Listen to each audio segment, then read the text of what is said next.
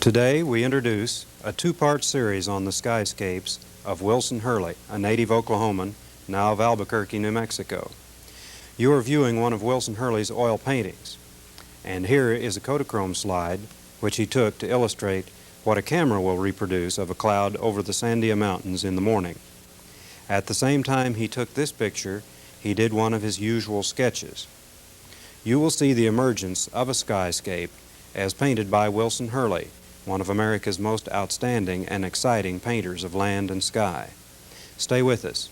We'll be back in a few seconds with today's program, The Emergence of a Skyscape.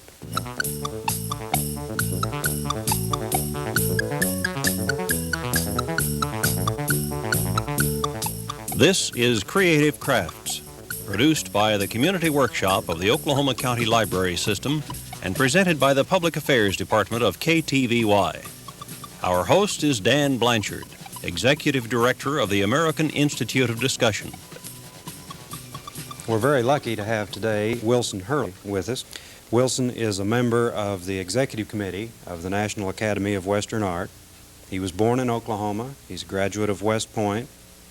He's a former Air Force officer and pilot and a former attorney, and he presently is doing a great deal of painting the skies that he sometimes flies in. Wilson, how do you begin a painting? Of course, Dan, the first thing is the concept.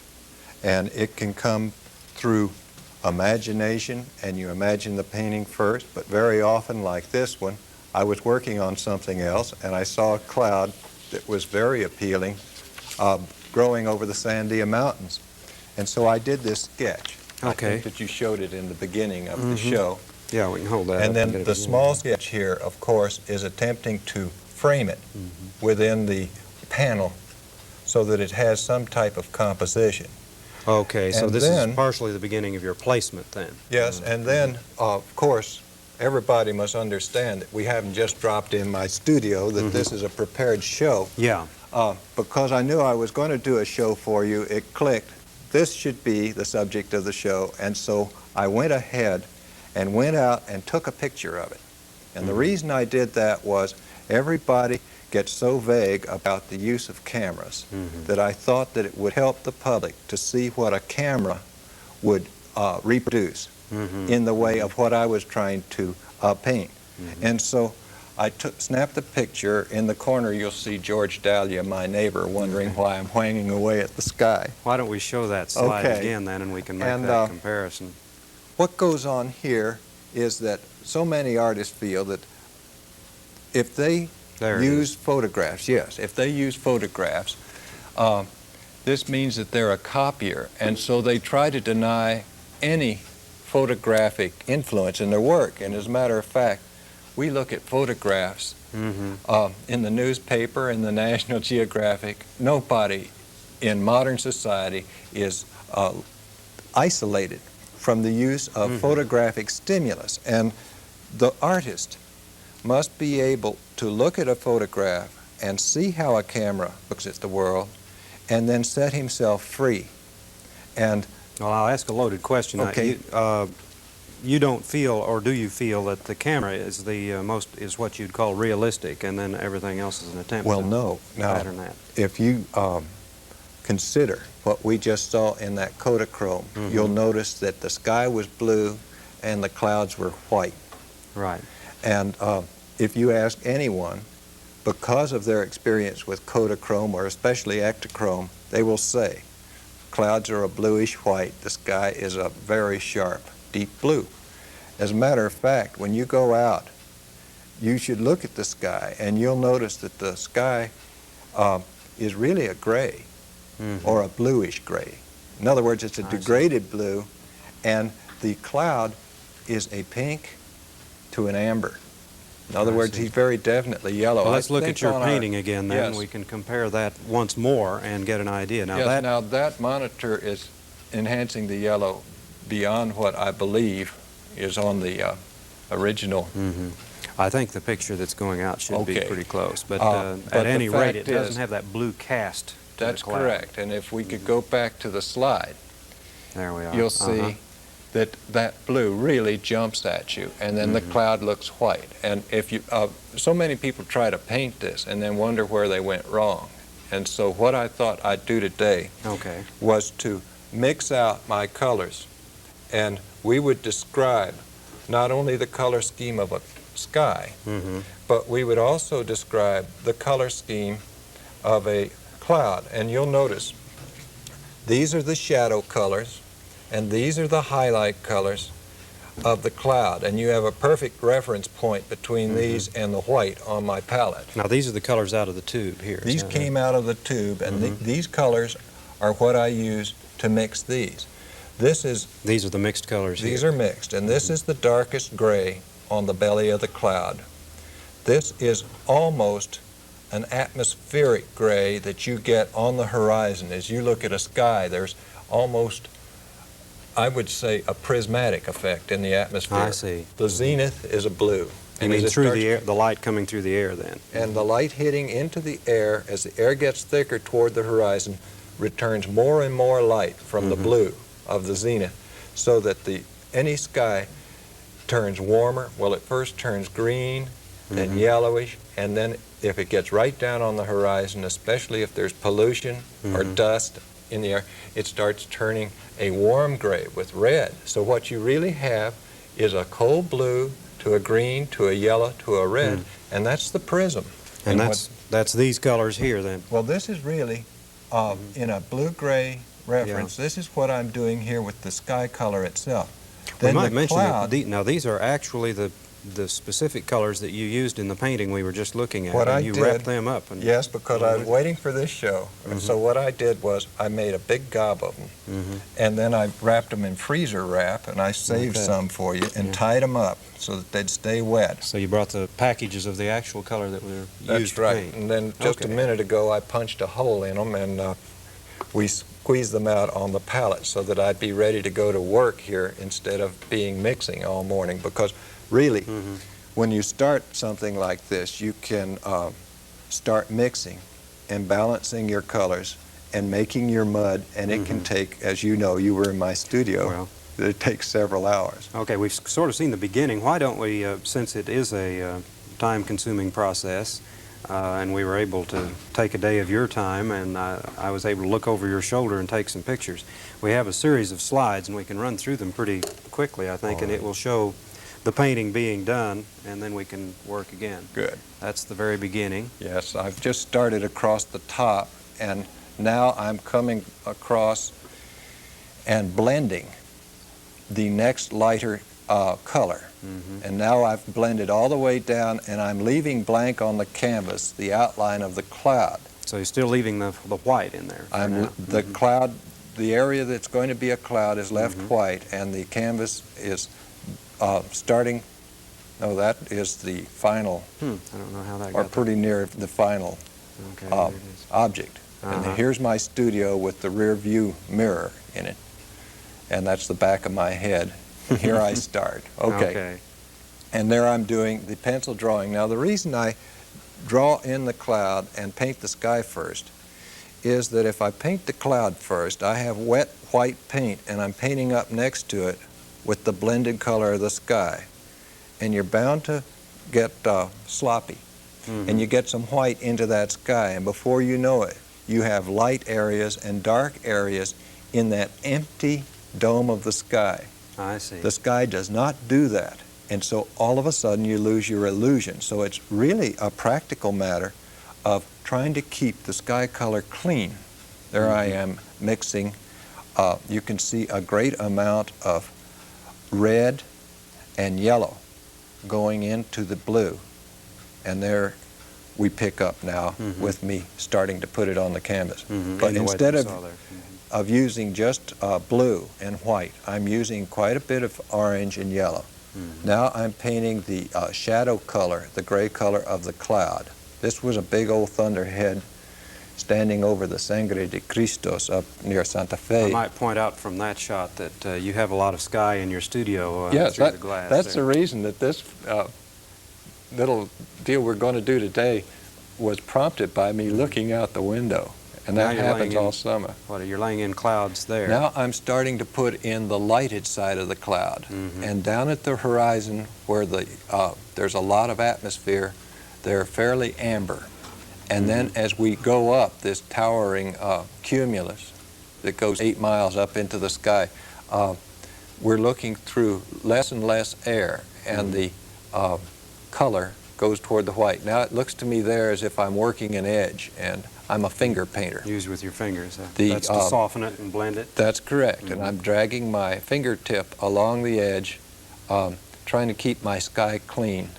And you can get sky color into your cloud, but when you get cloud color into the sky, you're in a heap of trouble.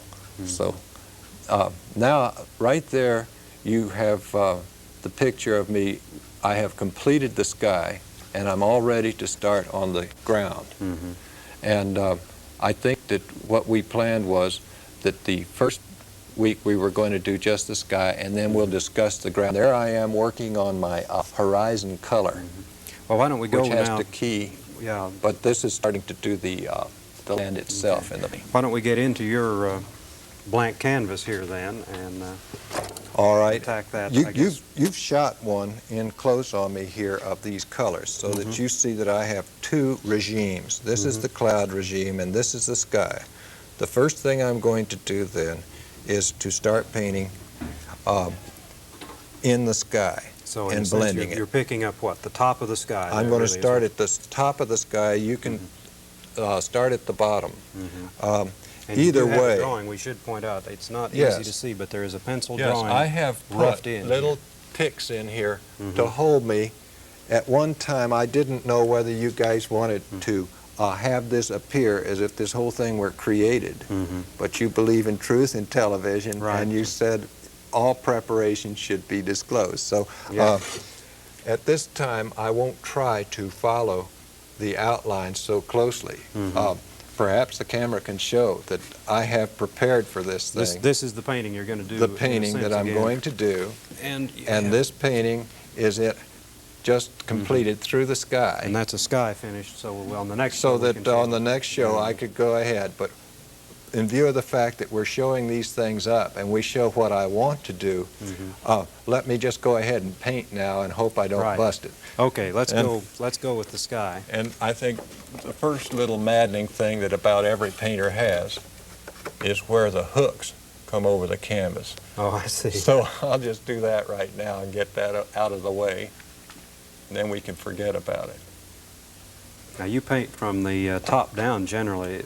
Well, when more or I'm less. doing a blended sky, you see this sky, if I lose the continuity of this prismatic effect at any time, I lose the illusion of this great empty dome. And if you'll look right behind me up there on that wall, although that's mostly a thunderhead, on your side, on the left side, coming from the top of the painting down to the horizon, you'll see I'm going through blue, through I yellow, see. to a warmish kind of rose gray. So this is blue here. Yes, and to then it a yellowish tones- gray, tones into and yellow. gradually into the warmer colors. Uh-huh.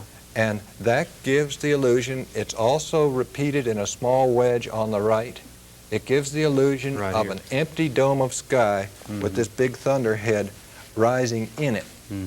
And if you don't do this, if you don't stay coherent for your viewer, you lose him. Let's Let me get to work. Yeah, so go you right ask me ahead and let's questions. just kind of talk Let me get this. as we go along. Now, we have your favorite fly here, and they love my sky once I blend them. So he'll be after your Yes, sky and he'll suit. be tromping in my sky before Well, long. I'm glad we were able to arrange to have a fly here. I always have them. to show Usually, how the- we keep gnats in my house. for this purpose. You were talking about this dome and about the gradation. To what extent have you picked this up from theoretical study of weather and meteorology, and how much from simply flying and seeing it and direct observation? Well, I think that the first thing that happened was that, like everyone else, you look at this and you become used to it. And when I tried to paint and to make my sky look correctly, I noticed that very many painters made the sky lighter. They went toward white with maybe a little bit of ochre in the horizon. So I just went out and started figuring out what was happening. And I all of a sudden discovered, especially at very high altitude, this is pronounced, that this thing is really a prism. Mm-hmm. And that the sky forms just a very degraded rainbow all around the horizon. Uh-huh. And then when I went to test it out on how does it look, which is of course the big test, Mm-hmm. it works. This little painting down here, Okay. you'll notice Get that out of the way here so we I can had see it. you show the viewers how that sky is graduated. Look at that. Mhm. See where your hand is now From very is dark and blue, and as it comes toward the horizon, it's still blue-gray. I Mhm. mean, you can overdo this thing. Mhm. Yeah, it And then softens, but you've got here a mountain in blue to, Yes. to point it up as well. Yes, Mhm. but you see that that still is slightly the rainbow Yeah. effect. And in this case, this is a nice clear morning in New Mexico, and for that reason, we're going to not go clear down to that blue Mhm. with the red in it. We're going to end up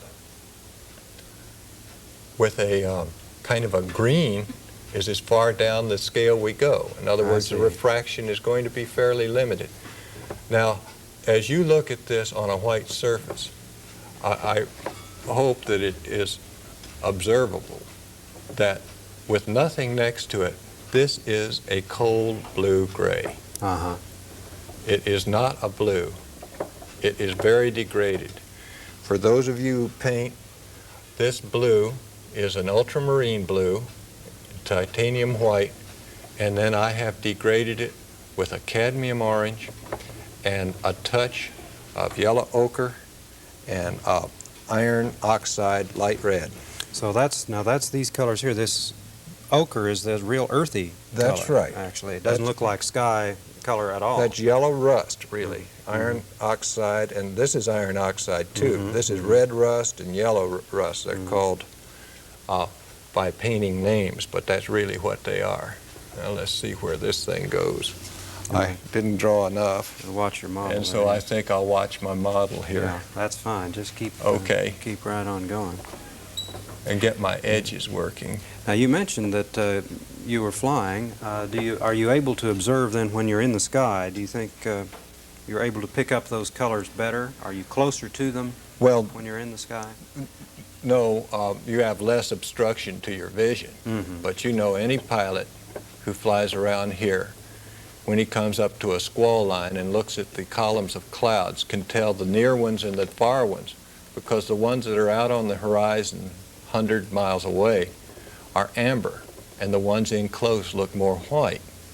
And this worried me for a long time until I realized that if light coming into our atmosphere is intercepted by the molecules of air, and that the reflected light from the sun is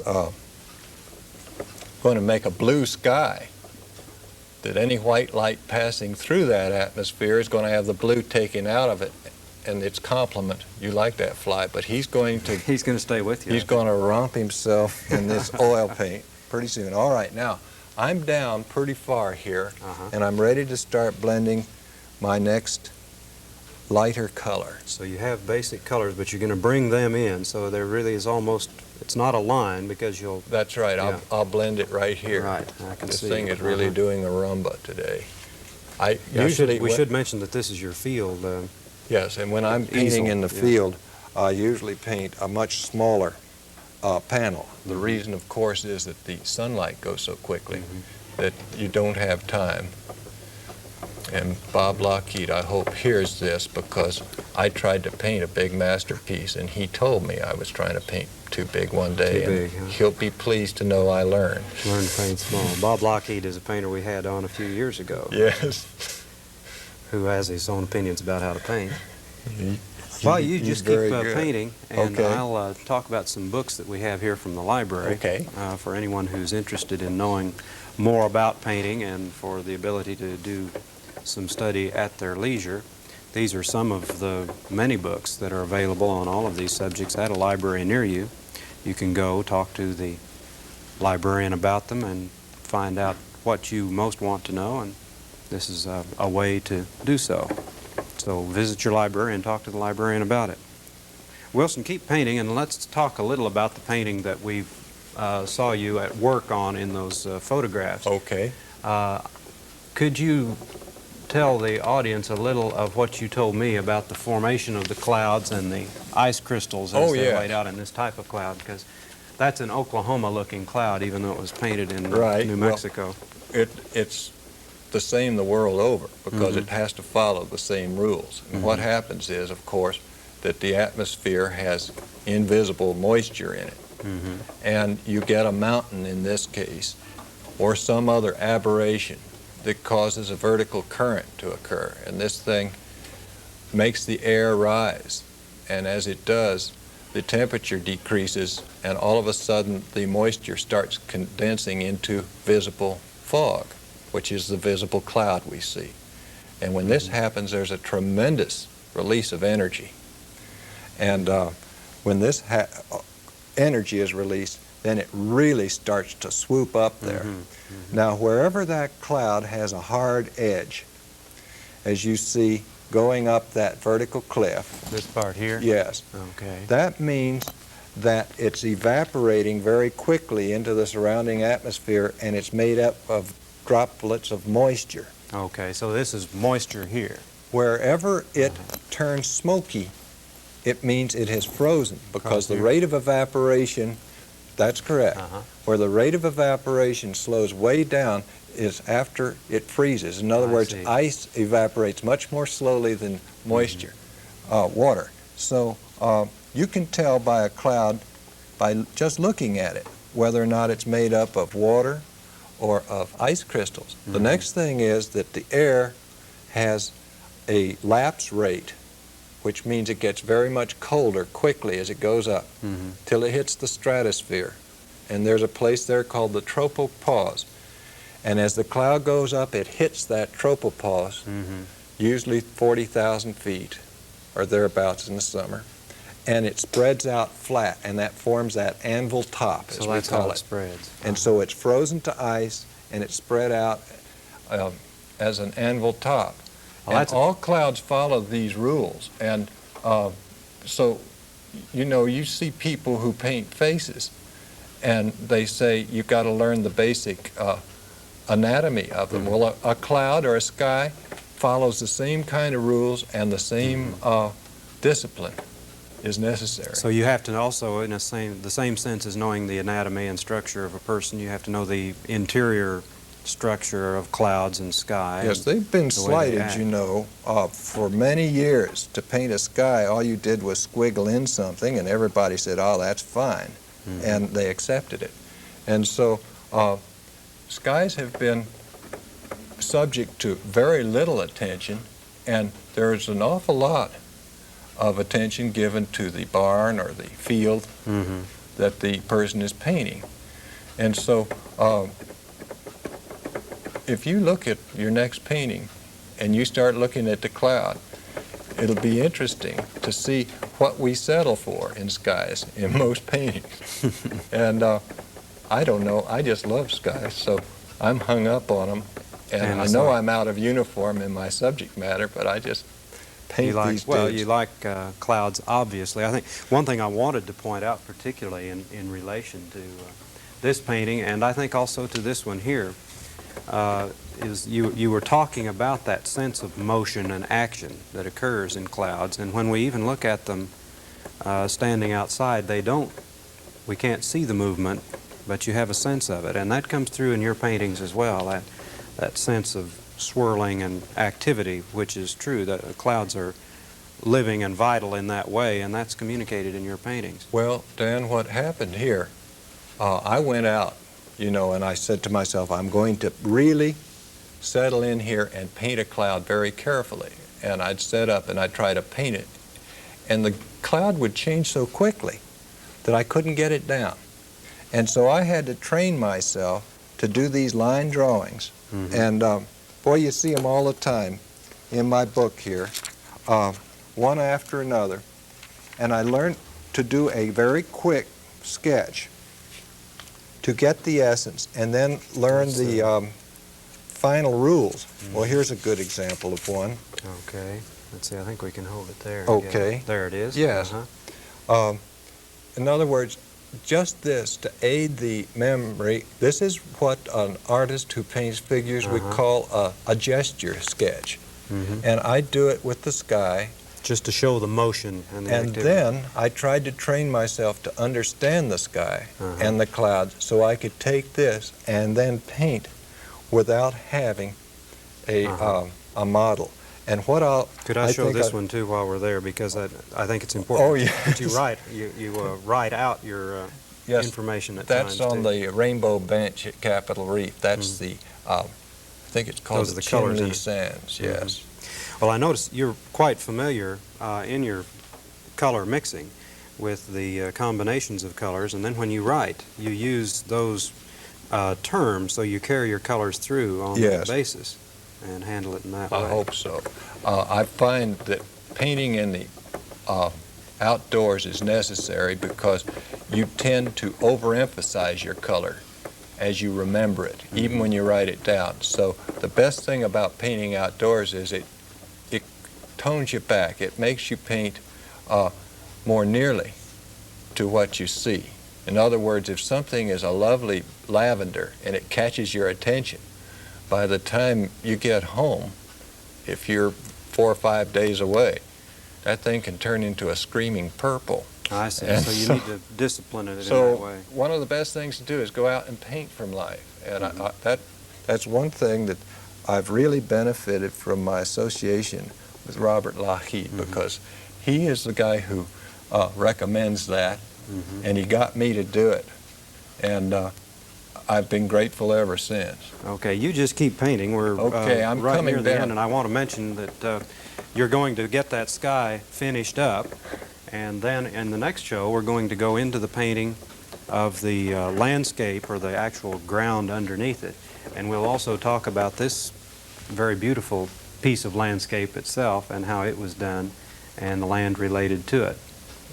Wilson, I thank you very much for all the information and look forward to finding out about the rest of it. Well, we'll see how this dude comes out in a week or so. Okay, we've had Wilson Hurley of Albuquerque, New Mexico with us talking about land and sky painting. Thank you for being with us on Creative Crafts. We'll see you next week.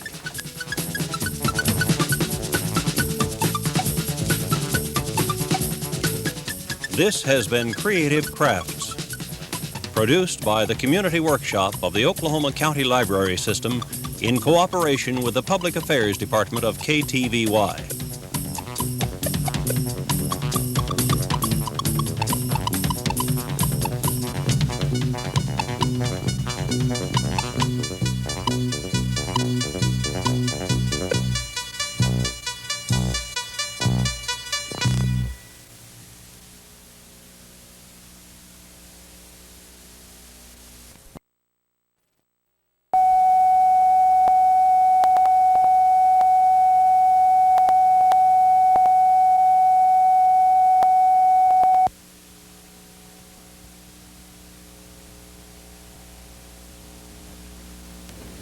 Last week, we began the first of a two-part series on the paintings of Wilson Hurley, one of America's most outstanding and exciting painters of land and sky.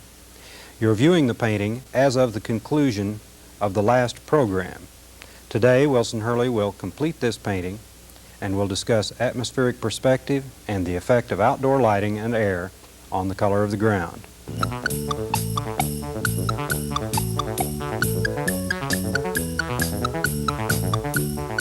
This is Creative Crafts, produced by the Community Workshop of the Oklahoma County Library System and presented by the Public Affairs Department of KTVY. Our host is Dan Blanchard, Executive Director of the American Institute of Discussion. We're very happy again today to have Wilson Hurley on our show. Wilson is from Albuquerque and a member of the National Academy of Western Art Executive Committee. He was born in Oklahoma. He's a graduate of West Point, former Air Force officer and pilot, and former attorney, and presently also a painter of clouds and sky, which we're going to talk about. Wilson, what's happened since the last show? Well, as you know, Dan, we titled it The Emergence of a Skyscape, and yesterday we got talking, and we got everything done except the sky. So in the interim, I have been working on the ground. There it And is. I have put in That's everything up to the horizon Mm-hmm. so that we can go in and we can work this cloud in public.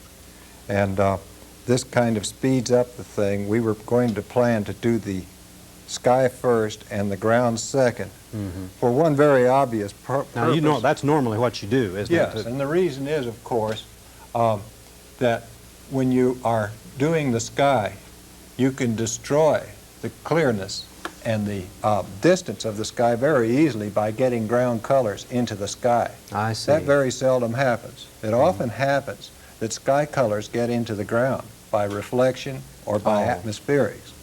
And if it's all right with you, we'll go quickly into can I- what happened in the ground Right. now and then get into actually painting the sky. Mm-hmm. When you look at a noodle in a bowl of soup, it's hard to see. It follows that the noodle is pretty much soup color. Mm-hmm. And this is true when you look at a mountain on the horizon. Too many people painted a color. It's really sky color Because you're looking at it through. through all the sky. I see. And so when I put in this distant horizon, I'm almost to the sky color. And then as I come forward, the shadows become blue, and because of sky color, and also because in the shadow the overhead blue of the sky comes down and reinforces it till somewhere out there about 15 miles it can turn almost a purple. Mm-hmm. Then as it comes forward from there, the darks continue to get darker, Mm-hmm. but they don't continue to increase in intensity of color. Mm-hmm. They tend to go more muddy toward the black even, although I don't use black in these dark shadows in the foreground. The highlights, however, as they go back, when the sky starts interfering with the passage of the color of, say, an umber or an ochre foreground, it seems to cut out the yellow, Mm-hmm. so that the highlights, as they start punching through from the distance, they go a little bit to the rose, and the strong yellows disappear, so that you can see in this foreground that the distant mountains are highlighted with a little bit more rose than in the foreground. And what makes these juniper bushes jump forward is the strong yellows as opposed to almost the lack of them along the horizon. I see. Okay. Now, when we did this thing, if you'll look over here, Mhm. I completed a foreground. And Now, this was the first painting you did. that's right, and this was my homework for this show. And when I got to that foreground, I was so pleased with my cloud that I got conservative, and I was afraid of bold statements. And I think when I take that home, I will scrape out that foreground, because right here, when I had to, under pressure, get this painting along so that we can continue with it, I think that my statement was bolder, and I'm more pleased with this than the original set piece for this show. Now, if you have any questions, I'll be glad Yeah, to I go will. into them, but I think I better get to work Go on right this, ahead. or we're not going to have the emergence of a skyscape. Okay, get started, and I do have a few Okay. questions. I thought I would hold until you got started painting on one question to sort of clarify what you were talking about, the interrelationship of the colors of sky and ground. Now, as I understood it, you said that you will sometimes see sky colors in the ground, Yes. but I guess as far as the light is concerned, the ground doesn't have much effect on the sky. It's near, the only place that I see it, Dan, is right now where I'm painting the belly of the cloud. When the belly of the cloud is in deep shadow and gets dark, lots of times the light comes in and hits the earth and bounces a warm light in under that cloud. I see. And so, in that respect, very often terrain will control the color of the shadow side of a cloud. Often across the desert, you'll see the bellies turn pink because of the sunlight I see. reflecting up into them. Uh-huh. Now what I'm doing, this cloud is going to be lighted from above and slightly behind it. And I'm painting the darkest parts of it. And what a cloud will do, a cloud is somewhat translucent. And for that reason, it will have thick, dark parts in the shadows. But wherever it gets thin, light will show through. And you can see where I'm going to intend to go. What's happening here, this cloud is very heavy. It tucks in here with this great upthrust of hot air, and as it's slowing down up top, it branches out in a thin layer. So Now, you have a drawing in there to help guide you, don't you? Well, Very I'm rough. really, where I'm better off here, if I were copying that, I'd be working flat to flat. But in this exercise, I've more or less decided to cut loose and internalize this thing in my mind and paint it in the round from my imagination. And this is one of the better things we can do rather than copy Kodachrome slides. Okay. Because I think that that is where you break down, you forget thinking of the shape and the volume of what you're painting and painting that, and you start just matching color and value and shape right off the slide, and you become a physical enlarging machine. So what I'm attempting to do now is to describe what I have in mind rather than to look and say, now did I go dark there or light here? So you're going, now this, go ahead and paint, and these are, in a sense, two other, well, Yes. should I say interpretations? Yes, this was my first attempt, the one with the foreground, and then the other one was an attempt to copy it at the time that I thought maybe we would put the show together and have And go in a complete stages. And it painting that up. shows that they do. You can see obviously the same basic cloud shape, but some differences in the other areas. All right, now, one of the things that you learn about painting clouds in the open is that the shadow, a cloud is sort of white, but not so white as yellowish white. And the shadow side of a cloud, except down on his dark belly, is pretty generally a lighter color than the surrounding sky. And many people make the mistake of putting the cloud in darker, and this makes it look like it's made out of concrete or something like that. We might, as you go along there, I noticed we had a picture of your paints, and for anyone who missed the show last time, you pre-mixed those paints. Yes. And these are the same colors that you had used on the others. These are identical, yes. They'll last a couple of days, and then Yeah, they'll and those set are, up and you have to I think mix those them. are very useful to see on the palette, because they brighten in relationship, which is what you're saying. They brighten in relationship as they go on your canvas there. But the sort of dull, degraded effect that they have, as you Yes, they're degraded really is the word greys. you used, shows up on the palette more than on the others. Yes, you can see that this is a gray that are you looking at my palette now? Well, they'll get it here in a second. Okay, you can see that my brush is in a gray that is less blue than the belly of the cloud, If you'll lean back just a little, Wilson. Okay. we can- or maybe forward. but it's, am I in the way? Yeah, okay, now Okay. we got a shot of it. There you go. It's got an orange cast. Actually, I put this cadmium orange right into this blue and add white to bring it up here. Okay.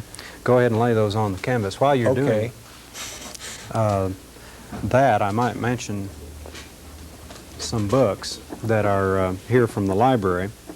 And anyone who would like information about painting, drawing, and to know more about it either for their own use or for appreciation of art, one good place to go and look is at the library. You can talk to the librarians about it. They can help you find the kinds of books that you would like and pick up that information, and at more leisure be able to find those things out. Do you lay all of the colors on in a flat pattern for the cloud, or are you going to mix them as you What you I'm go doing along? right now, as you can look at the painting, is I'm laying these colors in large areas very crudely. A cloud has very few sharp edges, and so as time progresses, hope too much time doesn't progress, we will attempt, like right here, see this is a little bit darker than this, then I take the brush and I work it up and I blend it so that by the time I'm finished here, I should have achieved a dark area here that slowly blends into a light area here. And Okay. you will watch, there will be another stage coming up here in just a moment Okay. While you're where moving, I'll do a next lighter shade and then break it into what I have already painted here. all right. Why don't you go ahead and paint toward that, and let me Okay. show the slides of your paintings that we have. Okay. We'll have an opportunity to do that. That's a slide of your studio. I'm happy we've got that because it shows the model airplane on your wall, and again emphasizes your interest in the air. Now let's see. This is. You're going to have to help me on the names on these. Yes, that's a picture of the San Juan Mountains outside of Durango, Colorado. Okay. And the next one. And those are the Sandia Mountains right outside my studio. As a matter of fact, you can see those from your studio window, can't As you? a matter of fact, the study was done with a pair of binoculars out of my studio window. That's the same Sandia Mountains. Sandia Mountains, which are Yes. near Albuquerque, They're near which is where your Albuquerque, studio and is. that was done from the north end of the Sandias. That would be on the way to Santa Fe. I see. Okay. And that's near Cuba, New Mexico, New I think Mexico. you told me, which Yes. again shows there, I think, a higher horizon, a little less sky, more That was impact more on- of a rock study than it was of the sky.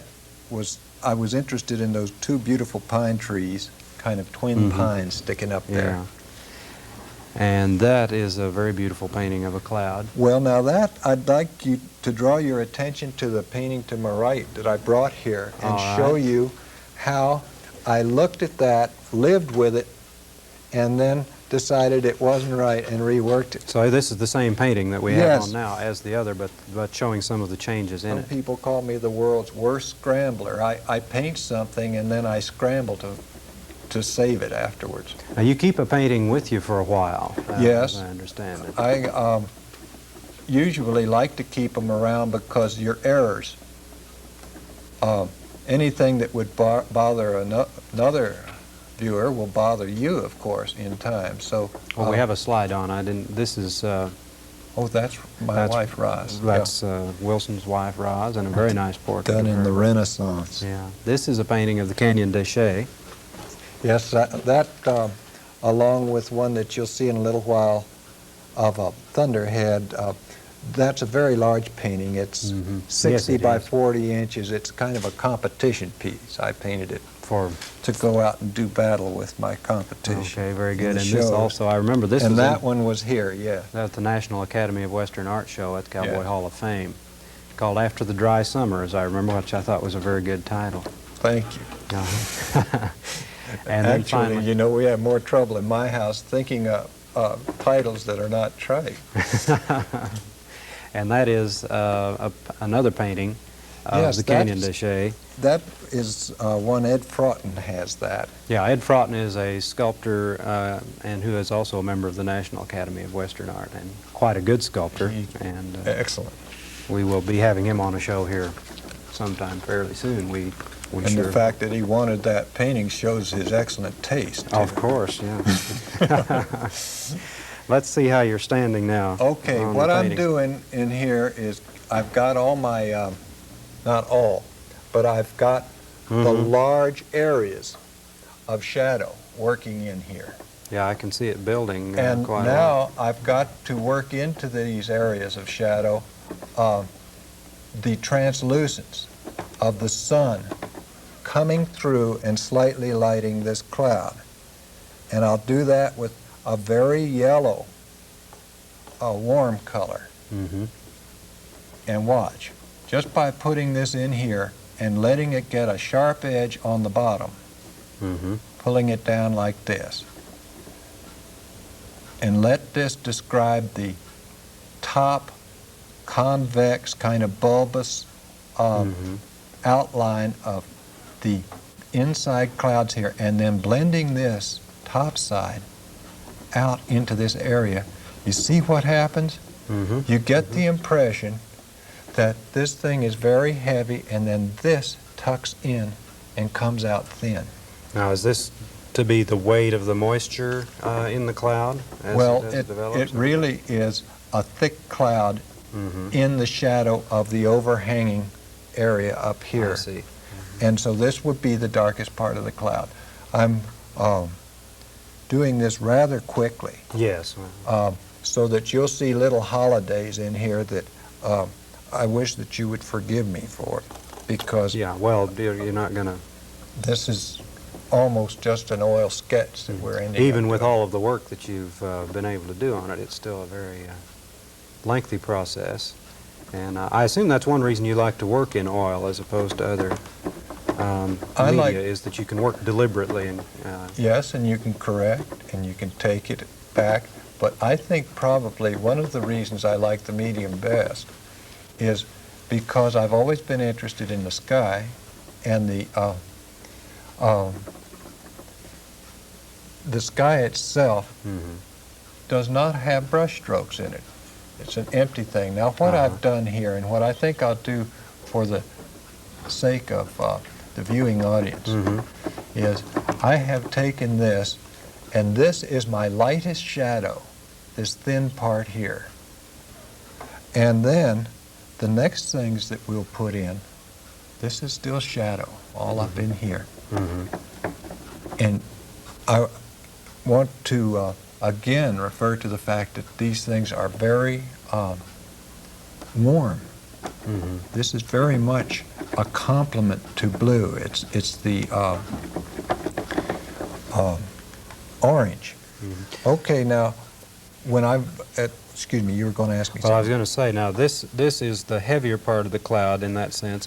This being bluer then is where there's more sky color showing through the cloud. Does that make No, any sense? this is the shadow side of the cloud, and I'll show Here, you. okay. All of this is. Okay. And this is the cloud in shadow with different thicknesses. And what I'll do now is attempt to put in the direct light. Okay. See, up till now, we're dealing with just light hitting a cloud and it shining through, a translucency of it. And then, after I get that much in,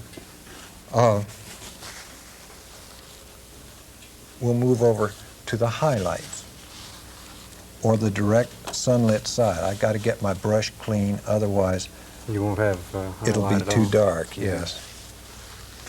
Okay, I don't know why I didn't use another brush. I have them all sitting there, but I love this one. You fall in love with one. You get a feeling for a brush. Yeah. Uh-huh. Okay, here he comes. Uh-huh.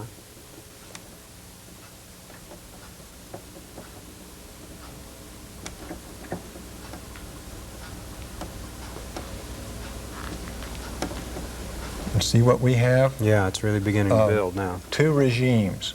One is the sunlit regime, and this whole side here is in the shadows. So you have a light and a shadow side then in that Yes, sense. and so when I mix these colors, this was shadow, this is light, and when I'm finished, I'm going to put the whanger in here when you give me the warning buzzer. Okay. No, I'll what I'll do is I'll put the real highlights. Now, what happens in what I'm painting right here is that down near the horizon, the cloud is just a little bit yellower than it is up top because you're looking through less air. Okay, before we do get to that warning buzzer, I want to show two more paintings and talk Okay. about one of them a little bit. So let's do that very briefly, and you keep Okay. painting. First of all, we have one here, which is a much more... Yes, this I've taken more time with the Yeah. sky. This is the Sandias, and it shows what happens to your yellows as they go back in atmospheric perspective. I think there's a pretty good example. You can see it goes from the earth colors, and then it goes Here, into and- the kind of In a orange. sense, you're controlling almost everything here with color then. that Yes.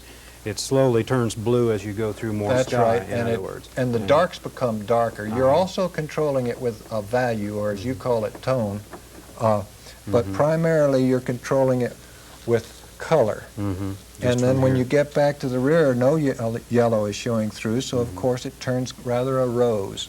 Yeah, And and that's the actually most your decent sky part. color, then it just blends almost into the sky. It must be Yes. difficult getting your lines, and it gradates all the way up the painting, in a sense, from orange to blue. Right. There's a sense. Uh-huh. Right? Well, I'm beginning to look at these, I guess. Okay. Okay, it's a beautiful painting. And then Okay. this one, which Go is, ahead.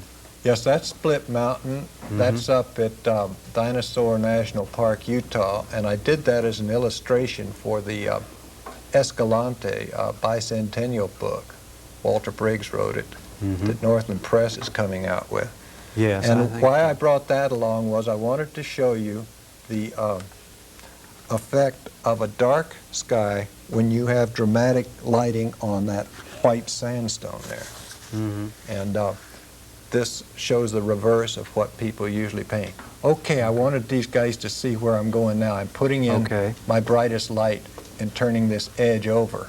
Okay, yeah, there it shows fine.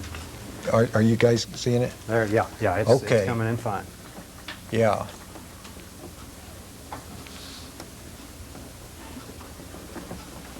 They said it Yeah, couldn't that be shows done. it beautifully. Okay.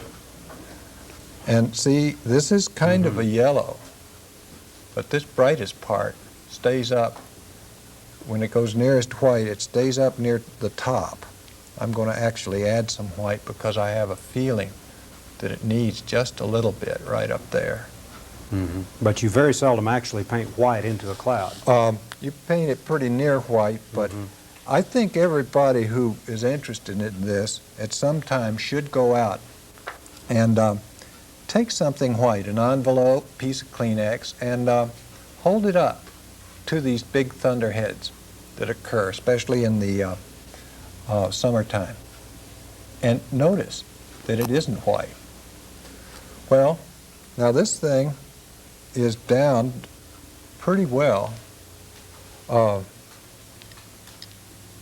where I think that we can see it. I got to You have knock- a lot of touching and yeah, I'm going to knock down these holidays, they call them, okay. right in here. They're so bright. You see, this is on a lead carbonate, which is white lead ground, and for that reason, that value is as bright almost as the brightest value up on the edge of the cloud. There we're starting to go. Wilson, can we take one quick jump away from Okay. from that in just the last minute we've got here, and then get back to the painting? Okay. This is information on the book from Northland Press, which is the one that this painting was in. It's called Without Noise of Arms, and it is a bicentennial book on the relationship of the bicentennial period in the area around Santa Fe. And I think it's interesting. We brought these, is it topographic? Is that the way Yes. you pronounce it? Okay, topographic Or maps. topographic. And these give just an indication of the sort of things you work with when you do landscapes and information that are for historical purposes. Now, you can make use of these maps and then make a painting that is Yes, I accurate can without ever do seeing that the area. because of my experience with maps, and I just did one of Santa Fe for that book, the way it looked Yeah, in I've seen it. 1776. Yeah, and it was actually painted as 1776, but with the use of historical information, you were able Yeah. to paint it. Okay. Just go right ahead and fill the details. We've got just about a minute and a half. and, Well, about ready to sign this, we'll dude. keep going. It's all right. How do you know, now this is of course not absolutely finished, but how do you decide when a painting's finished? Well, I'll take it home, and when I can live with it for over 24 hours without having to go correct an error, then, 24 hours is enough, huh? well, usually your errors show up pretty quickly. I'd sign something on panel like this with just a pencil right into the wet paint. let's just, we'll get a picture of your hand. There it is. You see I'm left-handed. I write upside down and backwards. But it comes out looking all right. But I'll start monkeying with this, and Now you're working a little with your fingers now. yes, fingers are real good things, except I keep using one after the other and forget which is the dirty one, and then I start swearing when I make my mistake. Well, if you'd like to go ahead kind of cleaning that up or touching Okay. it up in whatever way, feel Yeah, free. And I'd like to thank you very much for all the information you've given us on clouds in the sky to begin with, and seeing a new way of looking at and understanding those, and then just as important, the way in which you go about trying to portray them. We've had Wilson Hurley with us today. Wilson is from Albuquerque, New Mexico, and an outstanding painter, as you've just seen, of the sky and the land. Thank you for being with us on Creative Crafts, and we'll see you again next week.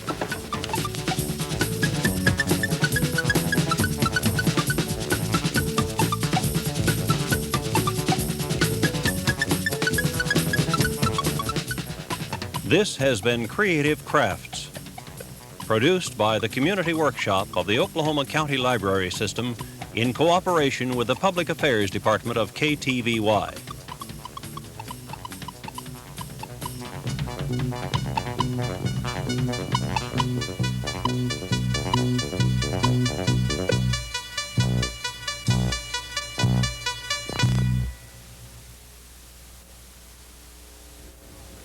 Drop by your nearest branch library or bookmobile and discover just what you may be looking for. Books on just about any subject can be found in our Oklahoma County Library System. Preschool story time, art exhibits, and film programs are some of the activities going on at your local library. Join us again next week for American Indian Baskets with Rex Aerosmith of Santa Fe, New Mexico.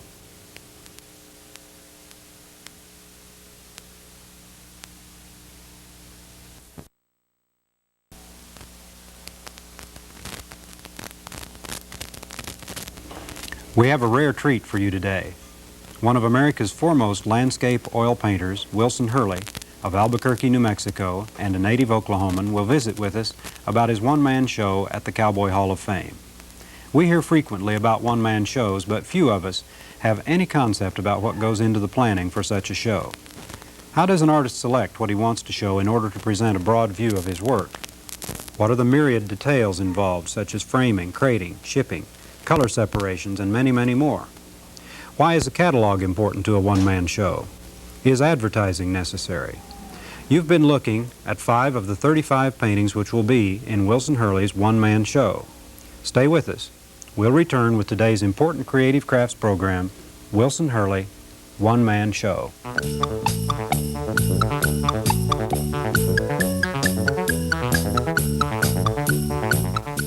This is Creative Crafts, produced by the Metropolitan Library System's Community Workshop and presented by the Public Affairs Department of KTVY. Our host is Dan Blanchard, Executive Director of the American Institute of Discussion.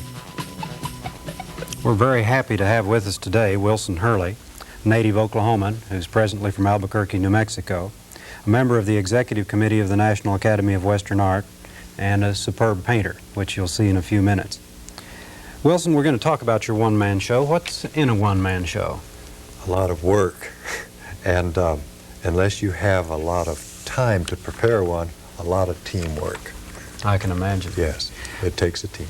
We have a poster here, and we might take a look because we just made up a very brief listing of those details that are involved. Yes. And we'll just take a quick look at those and show from the beginning right on down to the end, and then we can run through that sequence. Okay.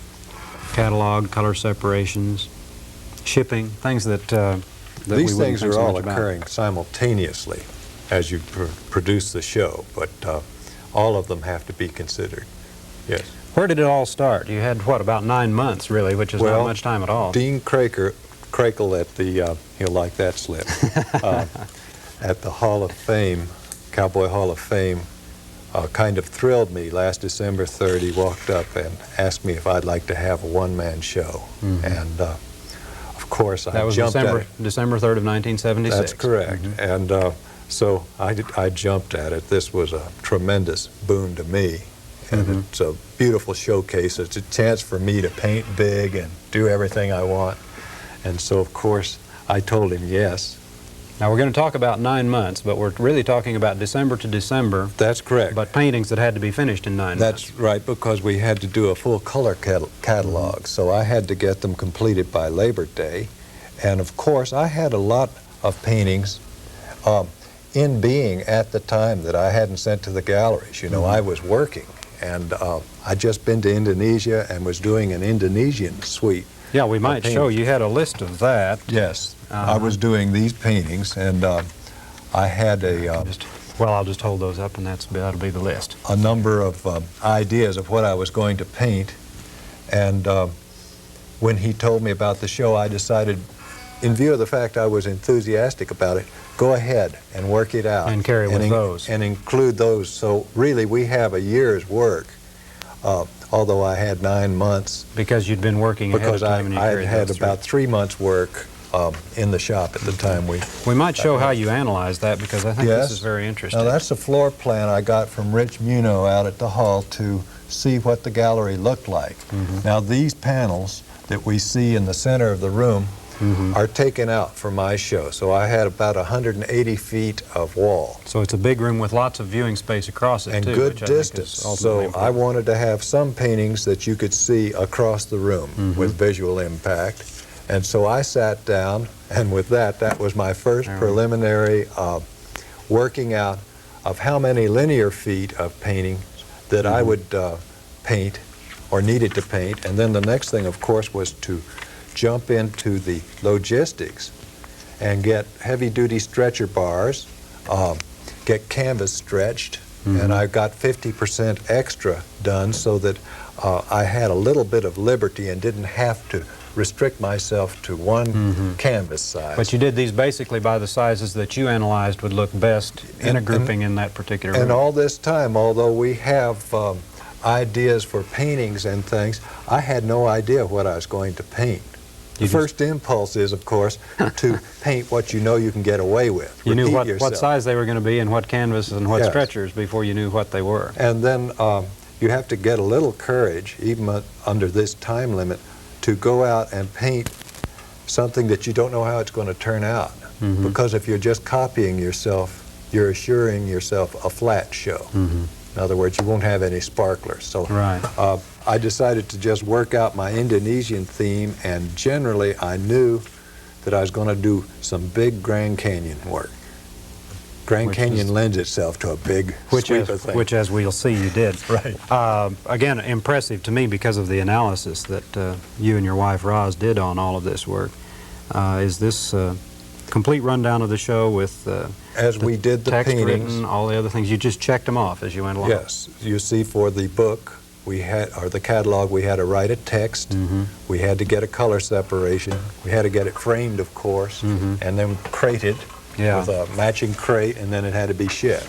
Now, this is another analysis. This is Central New Mexico Suite, and this is an analysis of a grouping that you planned to do, and then it ended up a smaller group, ultimately, didn't That's it? right. What happens is that I go out and I see and I become enthusiastic and I make up a list like that. And then as I start painting, as the visual image starts fading, once I find that it's a chore to go to the next painting, well, I'll stop and I'll go out and get refreshed. When it gets dull. Painting needs enthusiasm for each work. Sure. And so usually when I start planning these things, I don't get specific. And then as I get specific and make a list like that, then I start doing miniature work. And we have some here. This is a good example of specific miniature drawings of paintings. Now this one was taken and put in the show in this June at the Cowboy Hall. That's a That was Canyon the de gold Chelly. medal. I won the gold medal winner at the there. June The show. other right. three we can see at the show coming up. As a matter Yeah. of fact, one of I know. them, the top one right here, is this cover. piece. Yeah. It's on Persimmon Hill there. Right. But I do them out that way, and that's the real nuts and bolts of my lights and darks and compositions. And these go into the paintings. And I pretty generally work out that way and see how they work.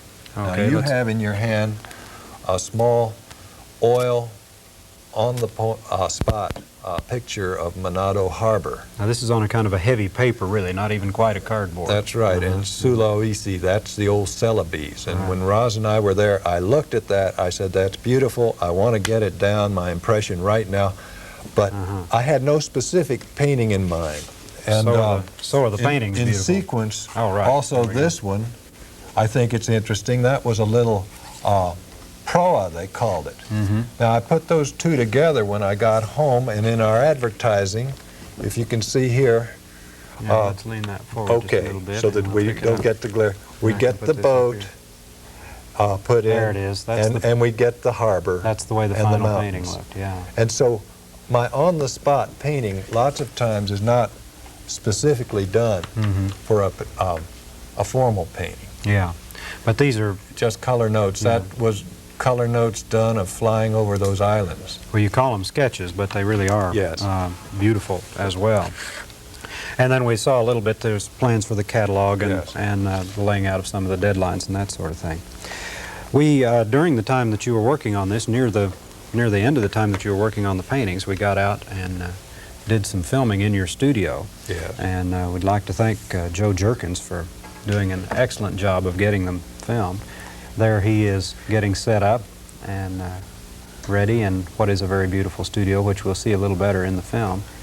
You And I can think- see the mirrors in there now Right. that I work with. Now, I think in this film sequence we'll see just about half of the paintings in the show, and that'll give us a correct. good idea of how they're laid out. This is a finished small painting that you're going to be framing. That's right. This is one of the last ones I've done, and it's shown on the outdoor easel. This is what I take with me. This is really my painting box on a tripod. These are the last four small pieces you have This is, done for I the show. hope, the end of the show. This is of a red rain falling here, Yeah, and really the beautiful. next, a picture of the moon and the Apollo program. Now, again, just the color in that is really spectacular, and you set the Well, module out into the dark. the dude has to be the blackest black there is. It's Which it is. 4-degree Kelvin black, outer space is. And I was looking through my 6-inch telescope to paint this thing, and Oh, that's gorgeous. just had a ball trying to imagine. I always wanted to be an astronaut, but I grew too long. And then, And that's number 4. yeah, that's another Okay. small one. That's of, out the window. You see another one this afternoon, not as graceful as this one, but they build up out here. And Yeah. So this material you can actually get right here at home. yes, yes, it's just like these mountains. Actually, Albuquerque's a lovely place.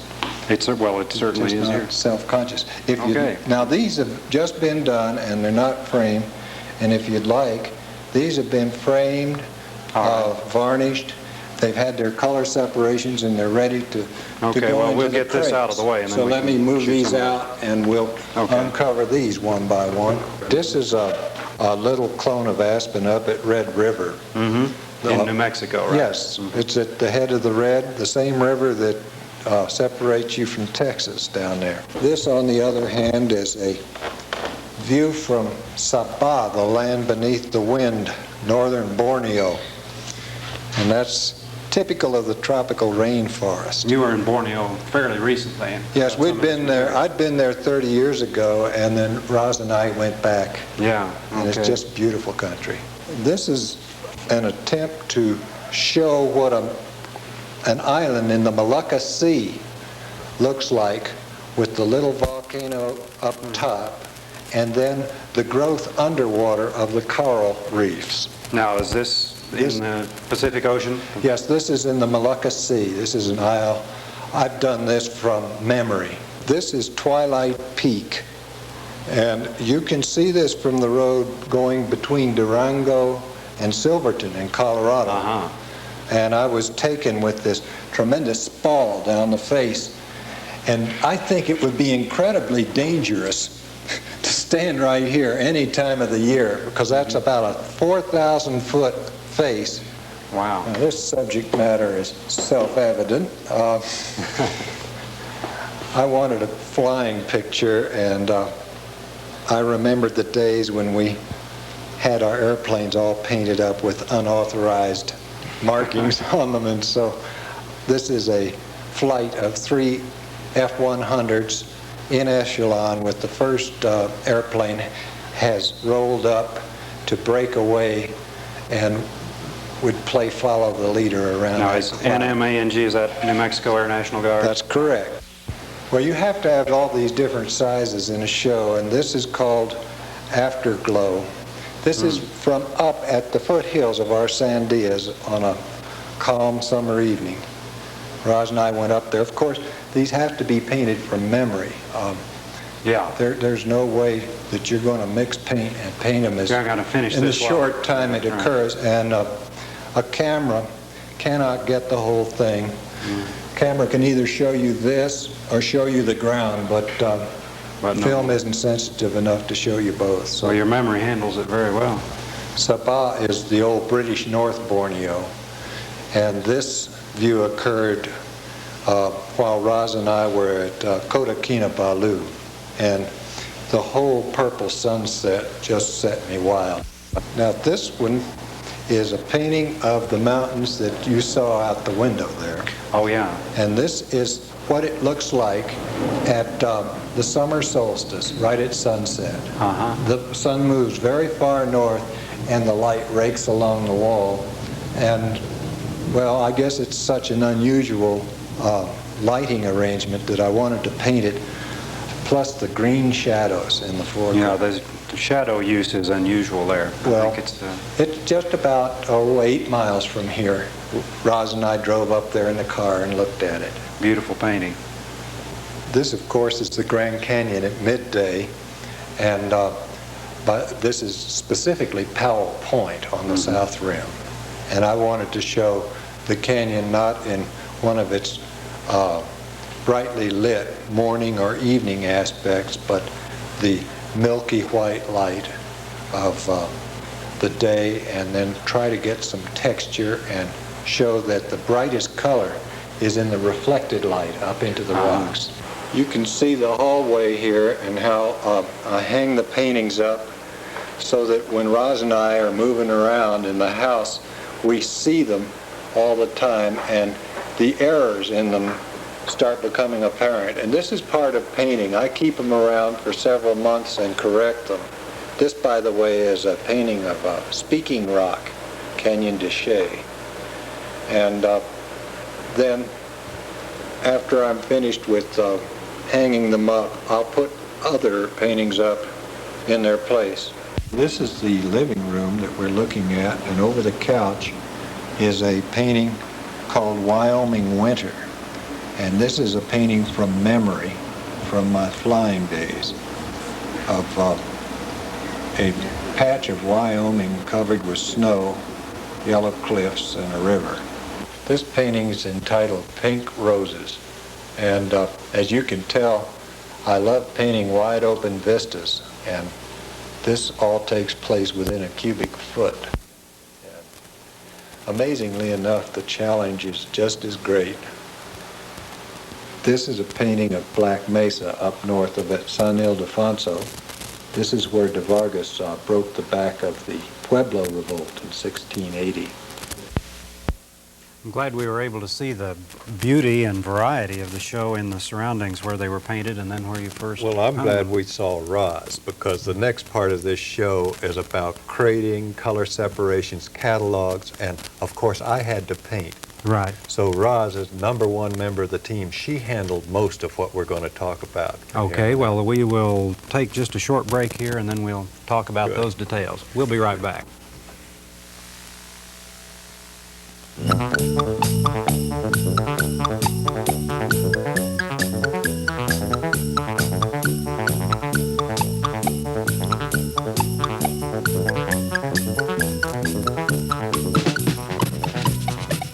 Books and magazines on art are available at your Oklahoma County libraries. To find out more about these materials and materials on any information that you would like, go to the main library downtown, a branch, or a bookmobile nearer you. Talk to the librarians. They will help you find the information you want. There are also discussion groups available on art, on literature, on philosophy, and other subjects that may be of interest. There are children's story times, books for young people. Go to your library and find just what you may be looking for.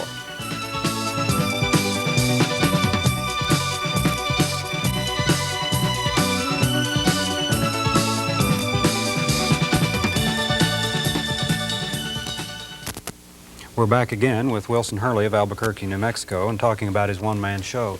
Wilson, we have just a little time here to go through some of the housekeeping details. Why don't we talk about these items that we have The first thing here? we see are some proofs of layouts for the catalog that we are having made by the Lowell Press. Okay. And then these are proofs of the Yeah, printings.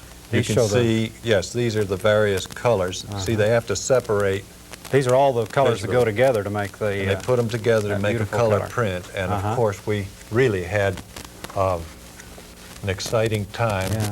trying to get the proper color. You can see this painting behind us right now, Right. and see how they had to work to bring up the color in the to catalog. get the color laid out. Which and is you, here, and I'm very pleased with the color. you looked at all of these, and there's one of them I Yes. noticed that has a And we were note mailing on it. back and forth, and Rosalind handled all this. And she also handled such things as taking things to the framer, taking them down to the Tuckers who did our color separations for it. And as the show progressed, about midway in the show, she became as busy as I was. She was Oh, I'm expending her sure, full day yeah. doing all this. Well, These it's- are all color proofs that occur in the catalog here. itself. Well, let's Yes. take a look at that real quickly, because that is a beautiful piece of work Yes. also. These are the... Those are blue line proofs that we would read through. Let's They're show those printed very in rapidly. blue. And those are the things that you could look at to see how it was going to be And set up. also, during this time, we had to prepare the text. Fortunately, my wife is a good typist, and There we so we got those things out. And there's a painting we'll be seeing soon. Yes. And I understand the size was set on this really primarily because of proportion of the paintings and so on. That's so the book correct. was laid out in that way. I'd just like to comment that I think it's an exceptional catalog also because of your comments that are added in there, and because of a very fine essay at the end and an excellent little biography in the Of foreword. course, you could do writing after dark, so it didn't cut into my painting. Now, Lowell Press did the work on the catalog. That's and correct. a beautiful and I think great, And the, very hard job as well. All the frames were done by another, I think, artist. His name is Robert LaPlante, and I wanted to compliment him. Yeah. Now, these are some ads, and we better just show those very Yes. briefly. These are, this is the one that we showed a minute ago. And this was quite important, I think, in order to get the information across. They were in Yes. a number of magazines. I think I'll just show the magazine covers very rapidly. New Mexico Magazine had one, Southwest Art. And this went into the New Mexico magazine. This was what was in there. And a very beautiful Then article. the Hall of Fame is doing a beautiful thing there. And that's an exceptional reproduction of a very beautiful painting as I'm well. in pleased that they got the color so well. Persimmon Hill, which They is the do a good magazine of the job. Cowboy Hall of Fame. We have another film, and I want to get on to it because the real whanger in the show. Yes, this was to be the centerpiece that Okay, you're going to see let's here. take a look at it. I think we introduce it pretty well. We're here in the National Cowboy Hall of Fame looking at this largest painting, which will hang here in this gallery for Wilson Hurley's one-man show. We wanted to give you an idea of the scope that it will have when you see the painting itself, which is really very large, isn't it, Wilson? It must have taken quite a case. It's to 60 get by 90, and the case, it weighed 256 pounds. I can imagine it's a beautiful and What very, we very call a large. monster piece. Well, that it is. A very beautiful monster, however. We might take a look at some of the smaller details in some of this. We'll look at some progressive slides in a little while, but we can drop in, and I want to show a few of the smaller points in this thing. Now, this is a view of Zoroaster's Temple. That's the name of this formation in the Grand Canyon from Maricopa Point. And to give you reference, this wall is 13 miles away. The very back wall. The there very is back 13 miles wall. away. This is ahead of it about 8. This is another promontory about 7, and then the temple itself is 6.5 miles out. And it is about halfway to you from this wall. And so when I started painting, if you close in, you'll see I treated this more or less impressionistically. Yeah, And very then loose detail in the back. Just a little and it gets bit sharper of as it comes. atmospherics as I came forward. Uh-huh. When you're standing out here, you can't tell exactly what's going on. This is rather confusing, and we watched it for several days. And the only way I got a good idea of how to paint this was to get a vertical view. So I got the USGS, that's the United States Coast and Geological Survey map, contour map, and then Yeah. I could see this thing from the top and knew exactly how those I buttes and see. alcoves work. Actually, standing back here, I have been there recently myself, and you can't really tell where everything's placed, even with your own eye. So actually, It tends to flatten over there on that side. so the painting is accurate by survey as well as And then visual. different strata of the sandstones, the different colors are accurate down through the red wall, as this is called, and the canyon goes 2,000 more feet down there in the granite gorge in the shadow. But Well, of course, you can't put everything in a painting or No, you well, won't you get a composition. put an immense amount in it. It's a very large painting with an immense amount of time behind it. Oh, What yeah. we might do now is go back to the studio and we Okay. can look at some progressive slides and get an idea of the progression that you went through Fine. going up to it. Okay, we'll go to those progressive slides and take a look at those. Wilson, if you'll describe them as we go on. Fine. There I am stretching, I think. I'm up on the corner. Right. I'm still stretching. It took a long time. And there I am measuring out, and these slides are going to be reversed. But there I've started painting. So we're looking at mirror images. Yeah, you're looking Okay. at a mirror image, but it shows you, I think I took a picture once every day Uh-huh. and worked out, and the fascinating thing is how I've been changing my mind about the foreground. Yeah. And But that shows I worked on down, I'm about a month in it now. And I think that that's about finished. I can't see that I've finished, put the light in the right-hand side, but that was just gradually how it went. And that was 5 weeks of actual painting work, not counting Oh, not counting time to get prepared the and traveling out to the canyon time and to get everything well else. after you've done it Right. and all of those things. Okay, let's look at these paintings right. very rapidly. You can stay there if Well, you'd like, or we'll... I can stand Okay. up with you. Very good. This That's the cliffs at Algodones. That's on panel, and this one is a still life out at my sister's. This is a picture of a sunrise, South China Sea, as remembered from my last days in Vietnam. We got back out there, and I saw that, and it came back and to it you all and came back. painted it that way. We've Wilson, how do you discussed, decide on size on paintings? We might mention that very briefly because we're looking at a huge I painting wanted a just second. variety of sizes for the show, Right. and I love to paint big, and that show gave me the opportunity. So I just decided that I would this is my favorite size. This is 4 feet by 2.5 feet. Beautiful size and a beautiful painting. Now this one we've seen, but I'm Yes. glad that we have it here in the studio because we can get Yeah, some that's my moon picture, fine detail on but it. it's a small detail. And then lastly over here is a view from Desert View Tower north toward Vermilion Cliffs of the Grand Canyon, and you see the river, and Roz and I went down there on a raft 2 years ago, and that's the coldest run down that river in the morning before I the bet it sun is. gets in there. The sun doesn't get in till noon, and we like to froze. The general area can be pretty cold in the morning. But I've always loved that one view looking north. Let's have a seat, and Okay. we have just about a minute left, I think. We might mention also that there is going to be a poster or connected with the show itself. Yes, the show's going to open on December 3rd and hang till the 15th of January at the Of Cowboy. 1977, because That's correct. And they're doing a beautiful spread in Persimmon Hill, and they're going to produce a poster out at the Cowboy Hall. I'm going out there to see it now, but Yeah. here again, when you talk about a one-man show, you see the teamwork of the Cowboy Hall, the Lowell Press, all of these the things, color which, separators, which the I framer, might and my say, wife. yeah, I might say for historical purposes, we're doing this particular show right now just at the time that the show is all set and ready Yes. to go, and it will be at the Cowboy Hall December of 1977, and you ought to have a look at it. Thank you for being with us on Creative Crafts.